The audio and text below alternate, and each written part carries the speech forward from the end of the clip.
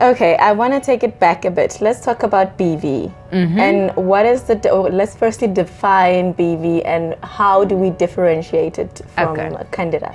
So BV stands for bacterial vaginosis. Okay. And that means basically that the lactobacilli in the vagina, which is the acid producing bacteria that's natural in our vaginas, and we need a lot of it, decreases, and then there's another kind of bacteria that becomes the dominant one. And that bacteria is probably, if you take 100 women and you go and look for bacteria that can often be associated with BV, you might find that bacteria in that vagina, but it's not a problem because the lactobacilli, it's still the dominant bacteria in the vagina and you're healthy.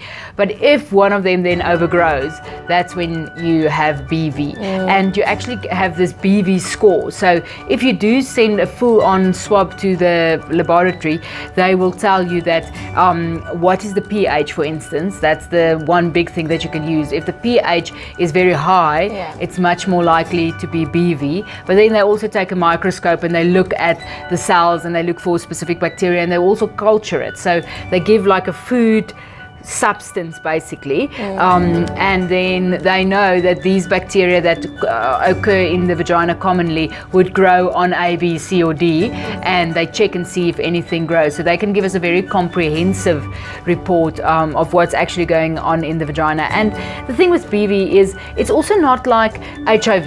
You either have it or you don't. You can't have a little bit of HIV, you know. But with BV it's almost as if you can. You can have it really bad, and you can have it just mildly maybe going towards an imbalance, and there's this whole spectrum. And the other thing is with BV, what women find extremely frustrating is that you cannot necessarily cure it just like that. You know, if a woman came to me and she had chlamydia, 1, 2, 3, I give her the antibiotics and it's gone. Whereas with BV, the recurrence rate is up to 60%. Seriously? Yeah, and that can freak women out quite a lot, and they don't know whether they have been cured or not. What are the symptoms of, how do I know when I have it? When you have BV? Yeah. So, probably a discharge is the telltale sign. But as we discussed earlier, a discharge can be perfectly normal. So I would say a change in discharge. That's not what you are used to in your normal cycle. If the color changes or the something color like can that. change, and the consistency can change, the amount can change, and certainly the smell can change. So if there's a change in your discharge, or you have a burning sensation, if it's an itch, it's more likely Candida.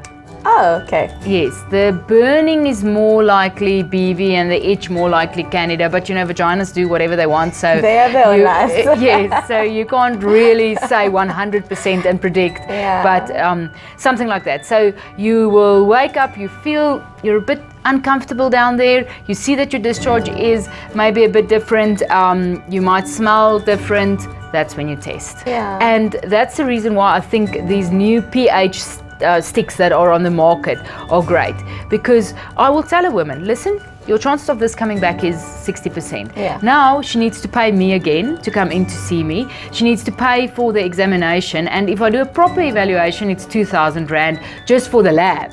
Never mind the consultation.